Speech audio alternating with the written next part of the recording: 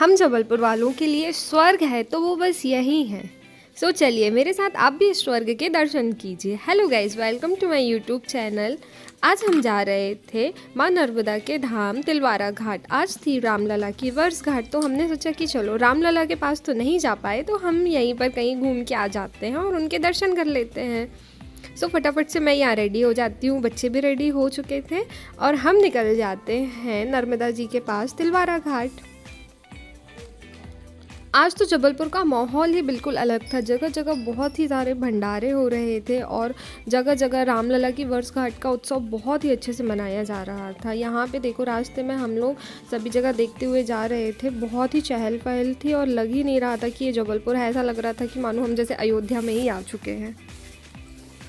रास्ते में मुझे देखा ये एमपी का सबसे बड़ा नेशनल फ्लैग, सबसे ऊंचा फ्लैग, जो कि हमारे जबलपुर में तिलवारा में। इसके बाद यहाँ पहुँच के हमें बहुत ही अच्छा लगा क्योंकि हमने जो एक्सपेक्ट भी नहीं किया था वो हो चुका था। यहाँ पे हो रही थी माता रानी की आरती।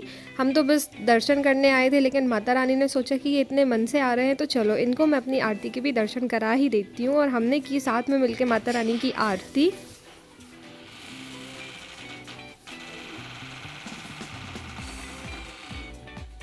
यहाँ पे जब आरती होती है और आप खड़े होते हो तो ऐसा लगता है जैसे हम गंगा किनारे खड़े हैं और हरिद्वार की आरती कर रहे हैं।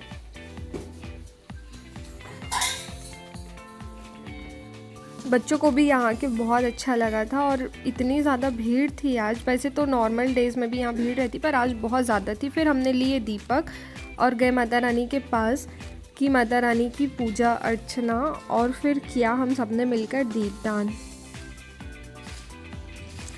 यहाँ पर देखो, शानवी को लग रहा था कि मम्मा सारे दिए खुद ही दीपदान ना कर दे, इसलिए उसने सबसे पहले एक अपना दीपक उठा लिया था और बोला कि मम्मा ये वाला मैं ही जलाऊंगी और मैं ही इसको दान करूंगी।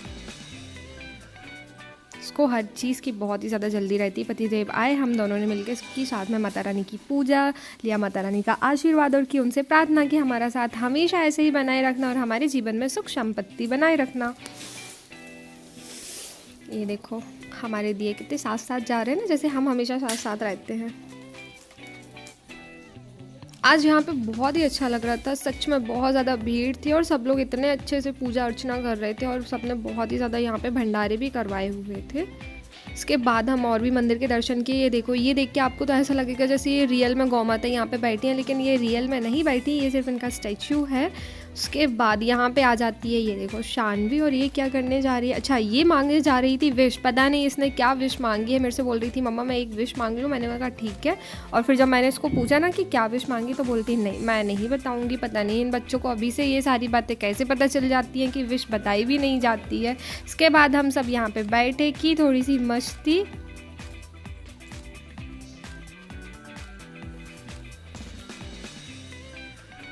यहाँ से जाने का मन ही नहीं कर रहा था यार, ऐसा लग रहा था बस यहीं पे बैठे रहे। रात के अप्रॉक्स 9 o'clock तो हो ही गए थे। फिर हमने सोचा कि चलो अब यहाँ से हमें निकलना चाहिए, लेकिन उसके साथ हमने सोचा कि नहीं, अभी थोड़ी देर हम और बैठते हैं। और फिर बैठे थे तो ये देखो माता रानी ने भेजा हमारे लिए अपना प्रसाद। वैसे तो हमने भंडारा खाना छोड़ दिया है, लेकिन अब माता रानी का प्रसाद खुद ही चल के आया था, तो हमने सोचा चलो इसको हम ग्रहण कर ही लेते हैं। सबने मिलकर खाया भंडारा। उसके बाद अब भंडारा खाया था तो कुछ हमें दान भी करना था, तो हम गए और हमने कुछ दान किया। जो यहाँ पे भंडारा होता है उसमें हमारी जो भी श्रद्धा थी हमने उसको दान किया। इसके बाद ली हमने सेल्फी, क्योंकि इसके बिना तो हमारी ट्रिप पूरी हो ही नहीं सकती थी। सो यहाँ पे ली हमने छोटी छोटी सी प्यारी प्यारी सी सेल्फी और फिर हम निकल जाते हैं घर के लिए।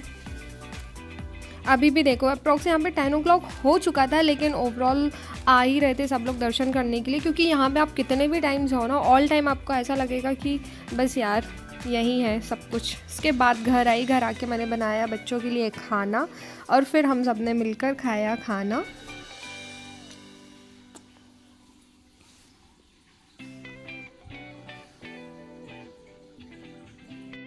खाना कंप्लीट होने के बाद मैं गई सिगड़ी के पास, थोड़ी सी आग सेकी। सो आज के लिए इतना ही। अगर आपको वीडियो अच्छा लगा हो तो वीडियो को लाइक कीजिएगा, चैनल को सब्सक्राइब कीजिएगा। Bye bye.